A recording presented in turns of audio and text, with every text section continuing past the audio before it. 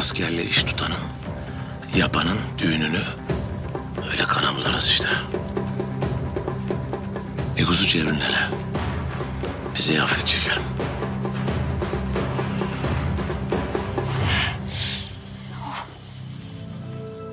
Yavaş. Oynatma. Tut bunu, tut bunu. İyi misin? Bana bir ayna bulur musun?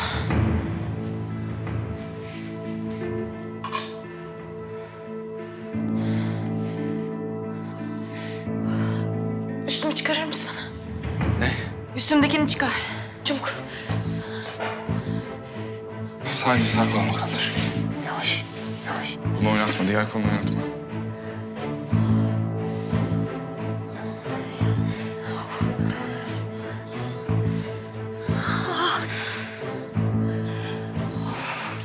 Çok mu kötü? Sadece sıyırmış. Sinirlere gelmemiş. Ne hissediyorsun? Uyuşuyor. Benim hastaneye gitmem lazım Yavuz. Ama önce temizlememiz lazım. Tamam. Dikiş atayım istiyorsan. Sağ ol. Sakat kalmak istemiyorum. Sadece temizlemek yeter, tamam mı? Tamam, temizleyelim.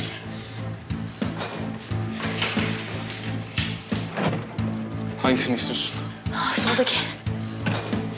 Şurada pamuk var.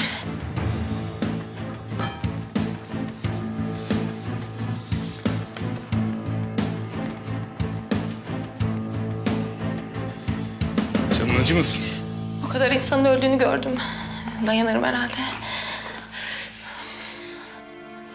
Ne olur yavaş.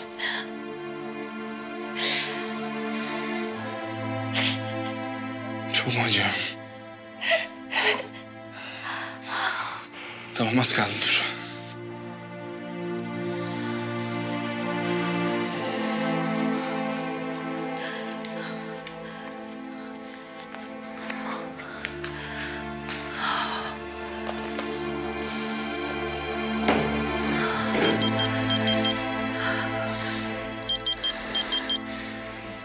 Efendim, Alo, komutanım. İyisiniz değil mi? çok geç kaldık Hafız. Düğünü kana buladılar. Allah'ım, nasıl ya? Komutanım siz iyi misiniz? Biz iyiyiz. Bahar Hanım yaralı. Çok ölü var Hafız, çok kötü durum. Gelelim mi komutanım? Düşelim köpeklerin peşine. Yok, kalın orada, kalın. Yapacak bir şey yok şu an, hadi kapatıyorum.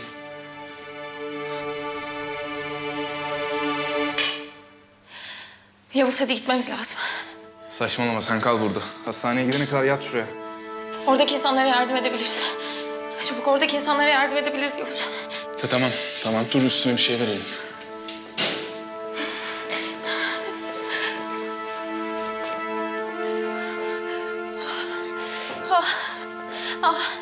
Yavaş.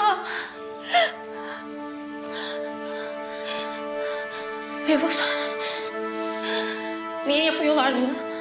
Yavuz, oradaki insanlardan ne istiyorlar? Ha? Ne istiyorlar onlardan? Onlar cani. Onların birilerini öldürmesi için bir sebebe ihtiyaç yok. Bak, orada kadınlar vardı.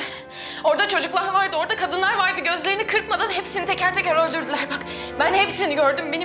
Benim aklım almıyor Yavuz, aklım almıyor. Böyle kötü bir kabus gibi Yavuz, kabus gibi. Böyle kabustan uyanmışım gibi, anlıyor musun ya?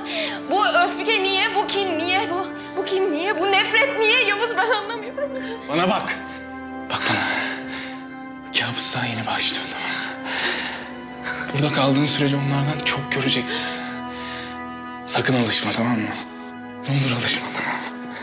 Aklını almamaya devam etsin, tamam mı? Alışma.